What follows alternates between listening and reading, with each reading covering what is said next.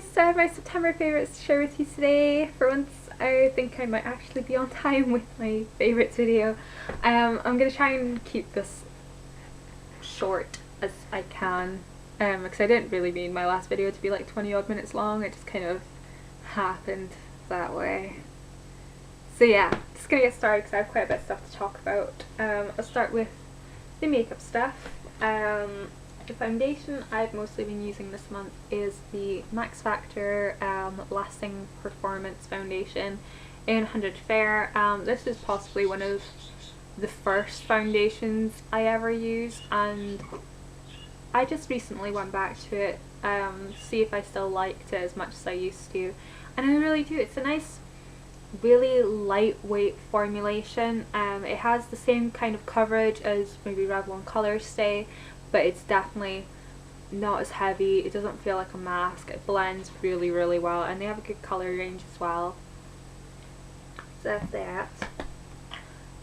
For concealers this month, I've been really enjoying these two products. This is the Match Perfection from Rimmel, which I think I mentioned in last month's favourites. I just keep this in my bag for touch-ups, especially on rainy days. It's great for patching up foundation, cleaning up after mascara, and just giving an all-over brightening like halfway through the day. And then we have the Benefit Boing Concealer, and this is just a really heavy-duty concealer because I've been breaking out quite a lot this month. I have like really big red marks all over the place, so this comes in handy.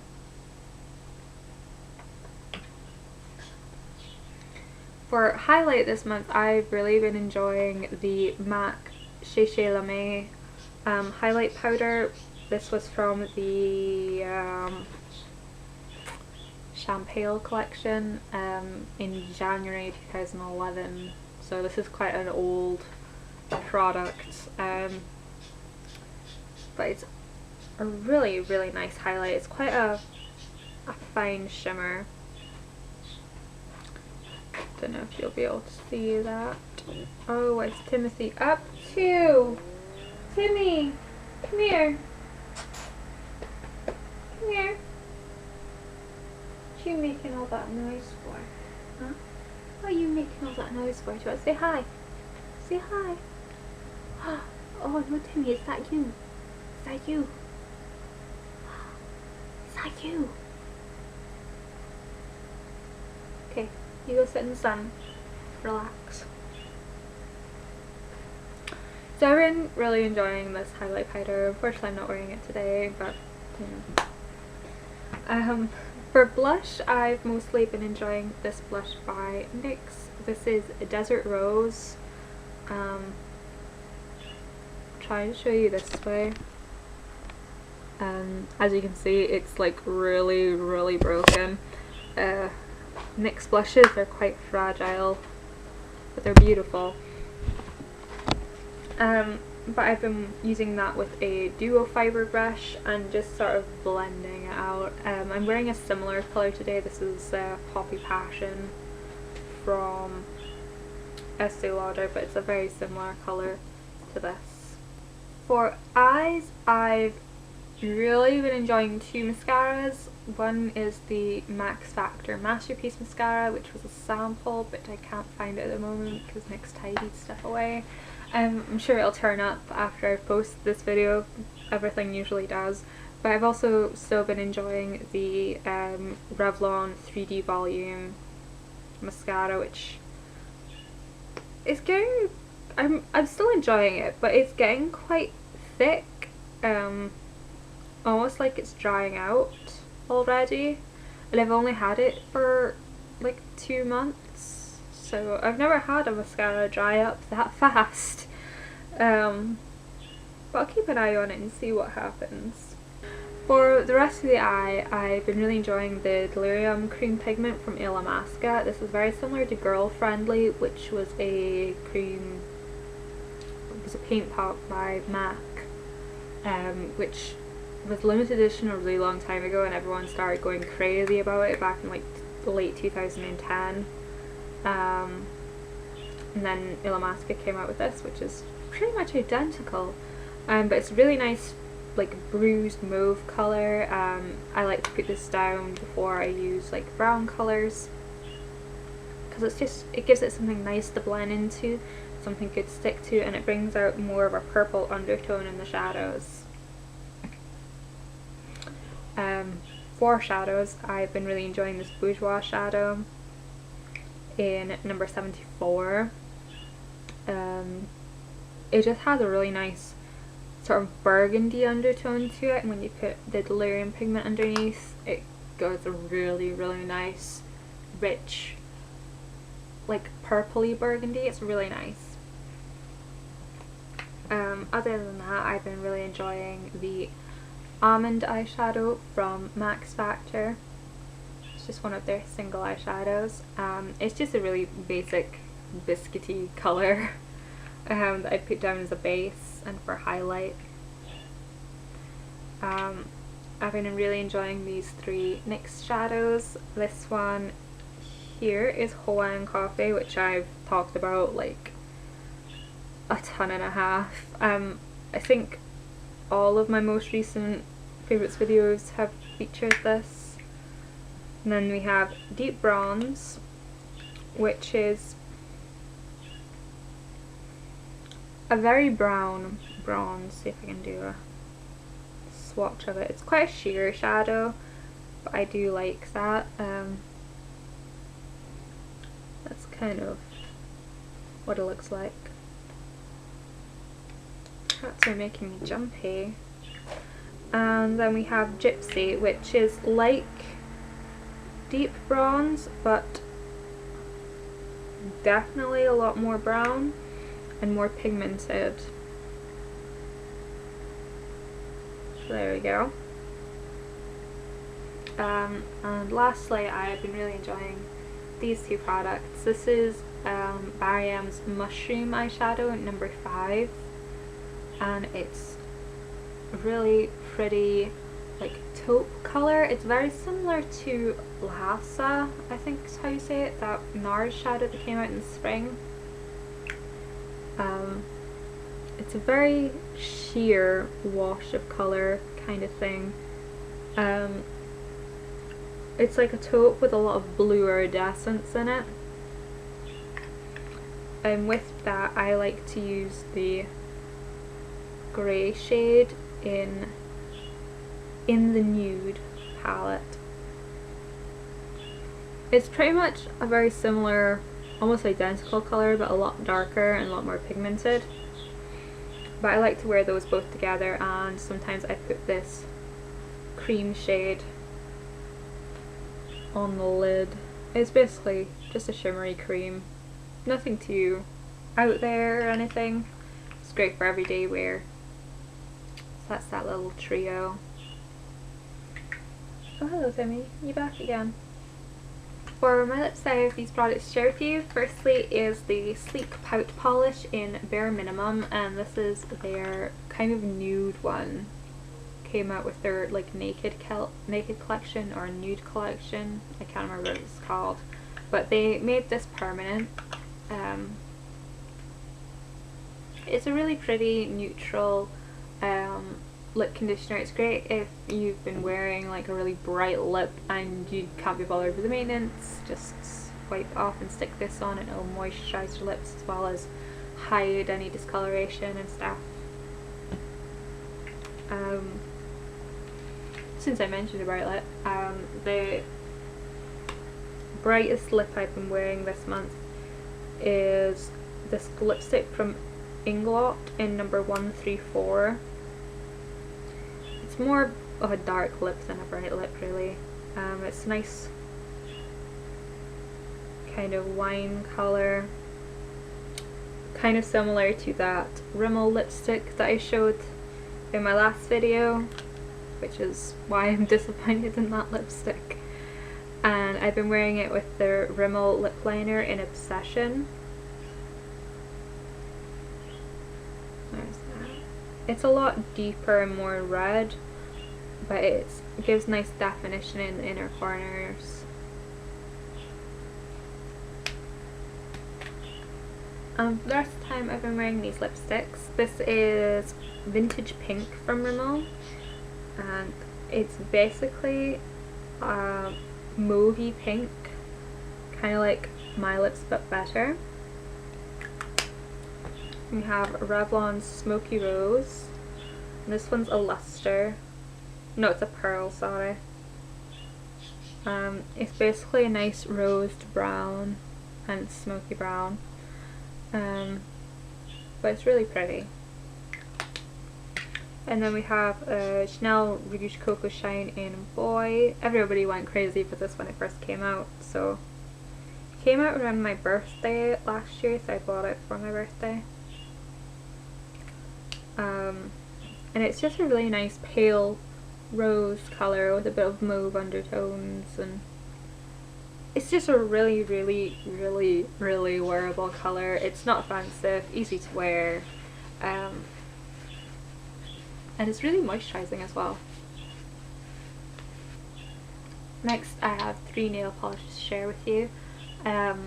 This is Red Bikini by Revlon, and this is almost identical to Chanel's Holiday. If you wanted Chanel Holiday and you can't get it anymore, check Boots or Superdrug, see if they still have this kicking about, because it's like a fraction of the price. This is like $7.99 or something, and the Chanel polish is like £18, so this is a bargain, and it's a gorgeous colour. Then we have Tour de Finance by Estee, and this is just a pearlescent frosty pink colour. I read once somewhere that pink is like my confidence colour, so if I wear pink nail polish and pink lipstick and stuff, I'll be more confident. So I wear this quite often on days where I'm feeling sad.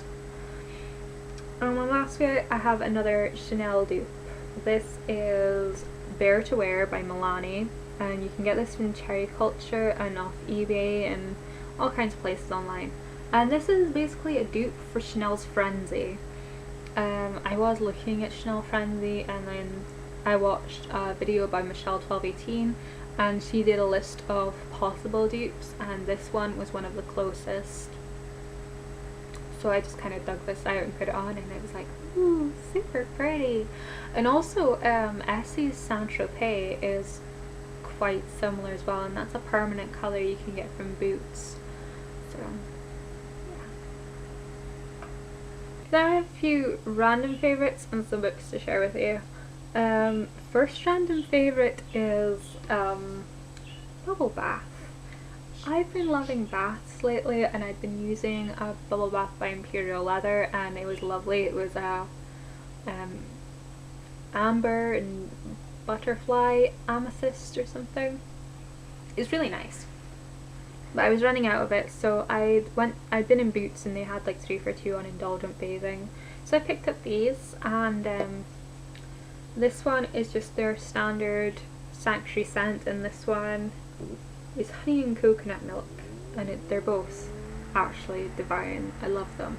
They're $9.50 each, which I know seems like a lot, but when you think about when you go to Lush and you buy a bubble bar or a bath melt or whatever, and they're like between £3 and £4 each, and you're lucky if you get maybe 2 or 3 uses out of each one. This you'd get like 20 baths out of, possibly more depending on how much you use. So I think these are really well worth the price. And they also have a couple of other scents that I want to try in the future. And it makes lots and lots and lots and lots of bubbles. I like lots of bubbles. Make me happy. I have a skincare favourite to share with you, and that's the Tea Tree Skin Clearing Facial Wash from The Body Shop. I'm not sure if I mentioned this in my skincare video, but I've had this for quite a while. I bought this about this time last year, but I haven't really used it all that much until recently. I found it was a bit, I don't know, really drying if I used it too often. But as I mentioned earlier, I'd broken out a lot in September, like a lot. So I started using this because tea tree is really good for your face, really good for clearing up spots, and it's worked wonders. I use my normal cleanser in the morning, and then at night I take off my makeup and then I use this as sort of like an acne treatment, and then I use the Lush Tea Tree toner or the Boots Botanics Rose Water toner, just as a bit more of a purifying but not stripping kind of toner. So I've been really enjoying this, and it's going a lot faster than I thought it would because I've been using it so often. So that's that. For scents this month, one of them is quite a weird one. I've been really enjoying this White Musk antiperspirant deodorant from The Body Shop. It's not really like an antiperspirant, but it's a good deodorant because when you sweat, your sweat just kind of smells like musk. So if you like white musk, this will be cool. And if you're like me and you do sweat a lot, it'll cover up the smell really well. I know it's a bit TMI, but anyone who suffers from excessive sweat will understand where I'm coming from. So I would really recommend giving this a try, or one of the other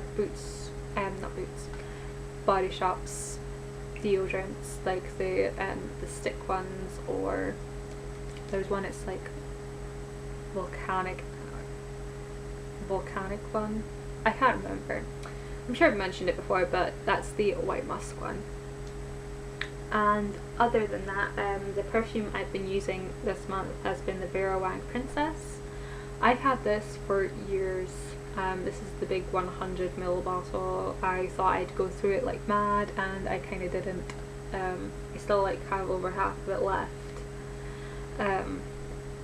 Basically I keep about 2 or 3 perfumes in my bag all the time because I'm trying to use up my perfumes. So I change them about every so often, and this month I decided to throw this in with a couple other ones, and this is the one I've been reaching for the most. And my boss likes it, so it's, you know, keeps everyone happy. Don't have someone saying I smell like fly spray or anything, so it's all cool. And lastly, books. I mentioned my last favourites video, I was reading The Clockwork Angel by Cassandra Clare, and I finished it. I loved it, and I didn't want to buy, like I was trying not to buy books, and I really wanted to know what happened next, so I went to the library and I got Clockwork Prince, and oh my god, and I have to wait until 2014 to find out what happens next. I am not happy. I'm sorry, not happy. But a lot of people don't like Clockwork Prince because the villain doesn't exactly appear in person throughout the whole book. It's more a book about character development, filling little gaps in the plot about why this person acts this way and why this person hates this person, and you learn a lot more about the characters in Clockwork Prince. So yeah, it is really well worth the read. I was actually surprised my library had it. My library actually is pretty well stocked, but they're like closing 11 libraries in my city. Kind of sucks, but the central library has just had like a massive makeover, and it has an amazing selection now. So if you are in Aberdeen and you want a good library, go to the central one if your local library is closing or doesn't have the best selection.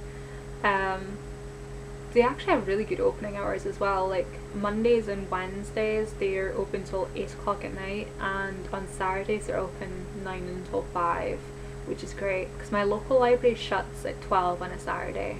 It's like, it's not really the best. But anyways, so that's the Infernal Devices series. Loved them completely. But as I said, I'm not really wanting to buy too many books because I have so many books that I need to read, and I picked up this off of my bookcase because I've had this since it came out, which is like 2009 I think, 2010. yeah, 2010. I picked this up in 2010 sometime, and I've had it sitting on my shelf for ages now. And then I bought Beautiful Darkness when it came out, and I hadn't even read this. So I started reading it, and oh my god, it's good. It's really good. I don't want to give anything away, but it's about this boy and a girl who knew each other through a dream, where he's always trying to rescue her, but she always slips out his fingers, and he wakes up like with sand all in his bed or drenched with sweat. And then this new girl appears at his school, and it's the girl from the dream, and they know each other. They've both been dreaming the same dream, but it's one of those storylines where it's, no, stay away from me, I'm bad for you, and he's like, no, I don't care, I want you, I want you. Kind of a bit of a Romeo and Juliet kind of thing going on, but you know, there's a greater evil that's sort of looming above them. But yeah, so there's Beautiful Creatures, Beautiful Darkness. I purchased Beautiful Chaos just so that I have the third one, and the fourth one, which I can't remember what it's called, comes out October 27th, I think, so I'll be able to read all 4 books in a row, which I'm quite looking forward to.